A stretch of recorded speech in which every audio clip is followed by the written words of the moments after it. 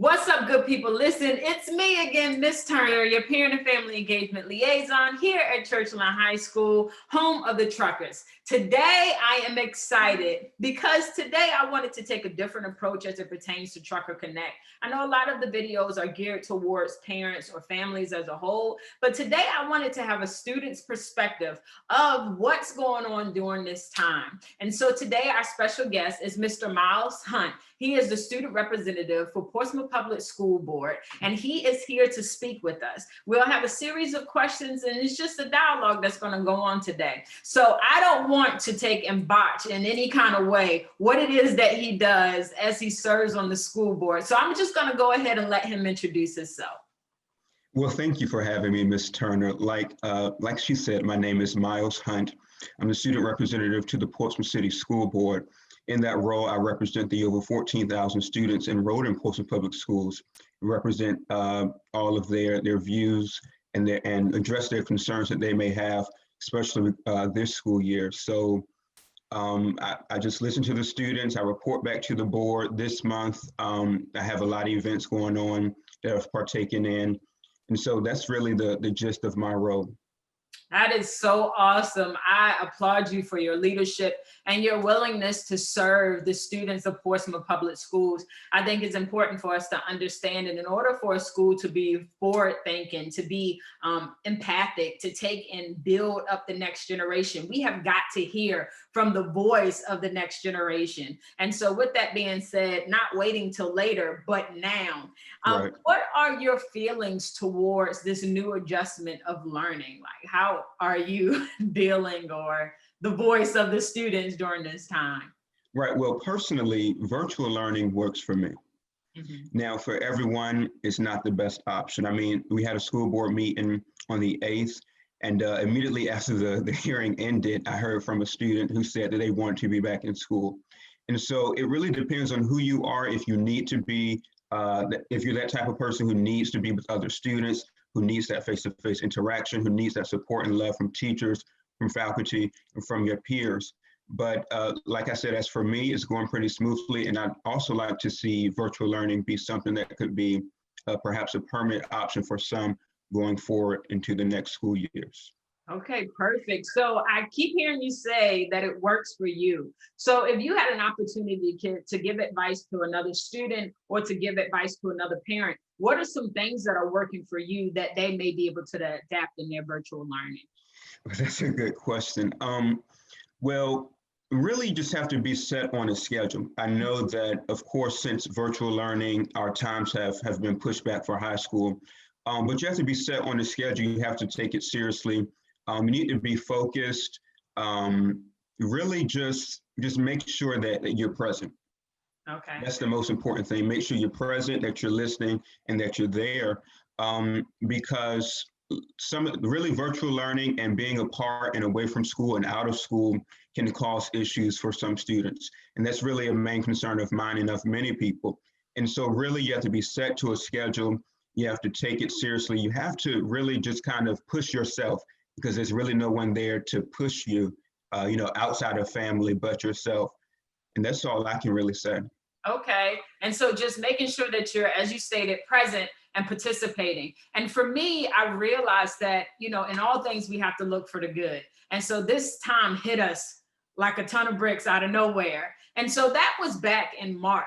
And so moving forward, we have to ask ourselves, is this a place or a mindset that I'm willing to stay in? Or am I going to take and find the good in this? Because in actuality, this is an opportunity for students to begin to get life application in its fullest form. Because Right. when you go to those jobs, you're not going to have someone standing over and harping over you and reminding you of those tasks that need to be completed. When you take and have to pay your bills on time, it's equivalent to turning your assignments on time. When it's you taking and making sure that you're communicating effectively, that's you making sure that you're dialoguing with your boss. So would you say that this is a great learning experience for the student body as a whole? Yeah, I think so. And just for the points that you mentioned, listen, high school is supposed to prepare you for life after high school, whether that's college, right into the work field or whatever. And so, when you're in school, sometimes your hands, they still hold your hand and guide you throughout the hallway or throughout whatever you're doing. And so this virtual learning really, makes you do what needs to be done on your own.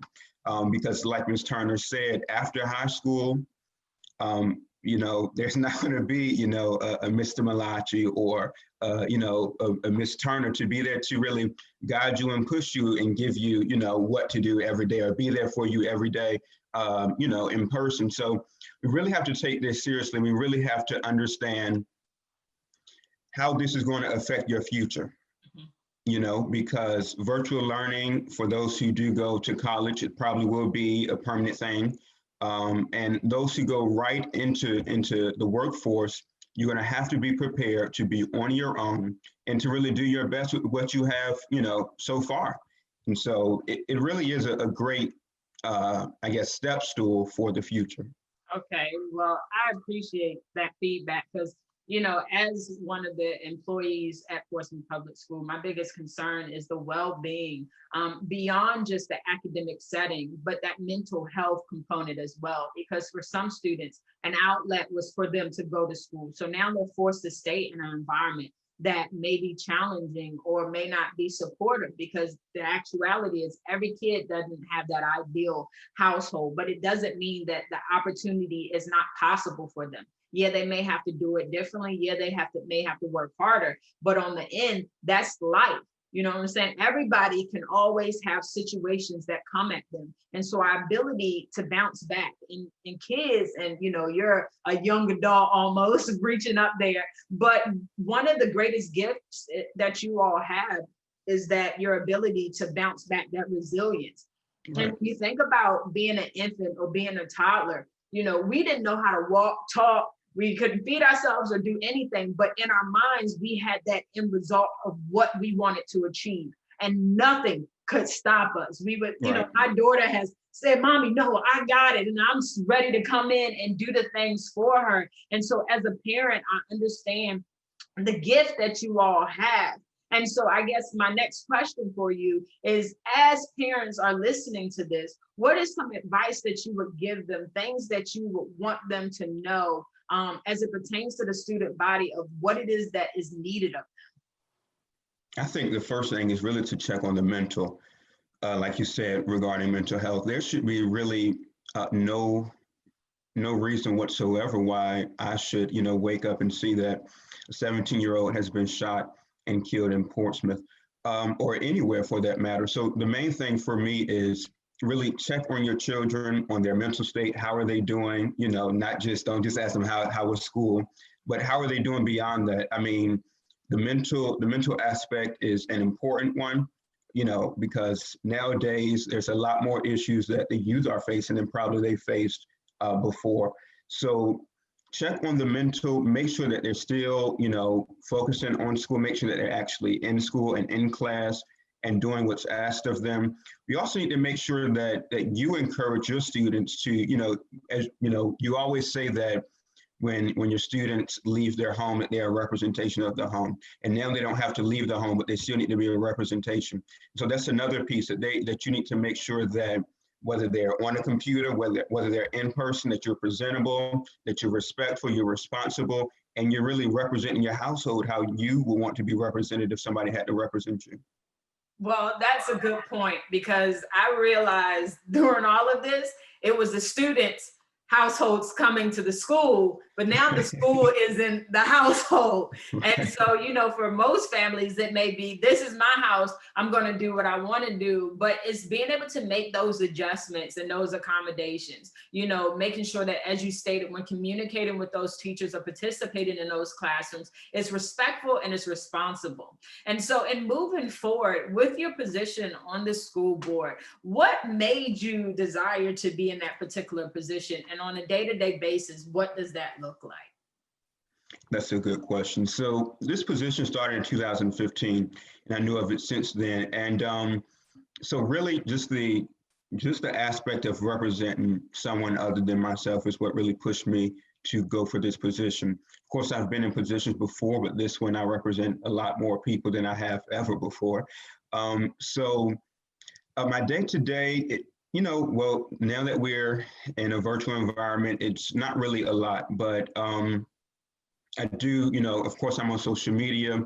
There's an avenue for students to reach out to us and for us to provide updates to students there. I'll be, school board meetings. I speak and present monthly presentations at. I'll be at a conversation next week with the school board members, some other students from Wilson and Norcom to really talk about this whole process, how school has been going.